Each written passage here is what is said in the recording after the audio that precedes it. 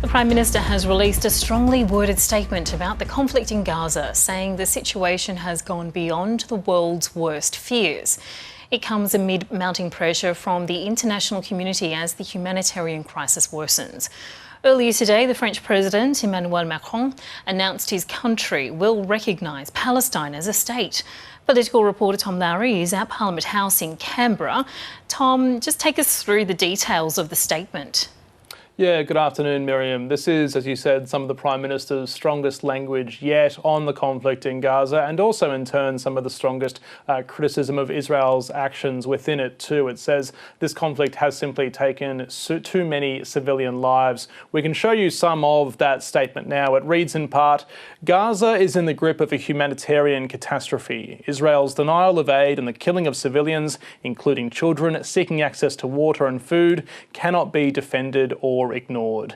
We continue to support all international efforts to facilitate a ceasefire, recognising that an immediate and permanent ceasefire gives the best hope of bringing hostages home and easing the agony of their loved ones." Now, Miriam, it's likely not a coincidence that this statement comes soon after France announced its intention to recognise a Palestinian state. The French President Emmanuel Macron has said that he plans to do so at the UN General Assembly meeting in New York in a few months' time. Australia does not recognise a Palestinian state.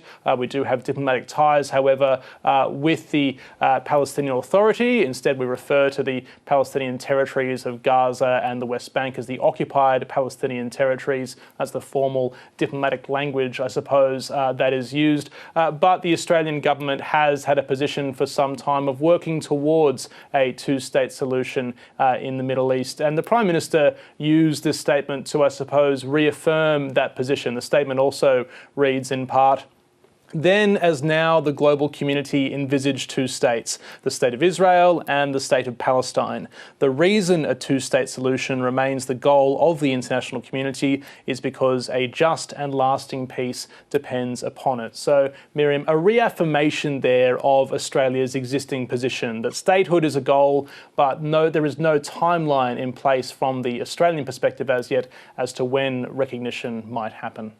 So, Tom, given those developments that you've just pointed out, how significant is this statement?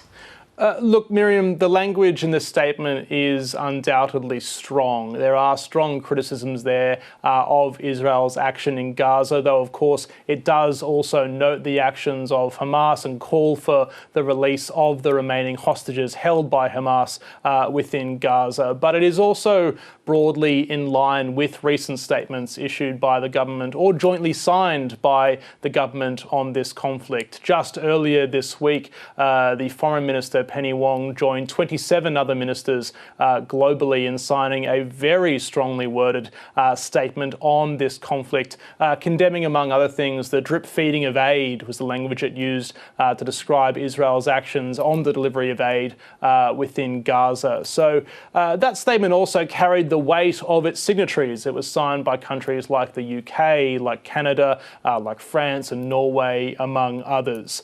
On statehood, which is of course the other issue within this statement, yes, as I mentioned, it's likely timed alongside that French announcement, but it doesn't go further than reaffirming Australia's existing position. The government has made moves on statehood within its time in office. Last year, the Foreign Minister Penny Wong indicated that recognition could come as part of a peace process rather than an endpoint in a peace process. But this new statement from the Prime Minister doesn't go any further than simply reaffirming that position. Political reporter Tom Lowry there bringing us the details from Parliament House.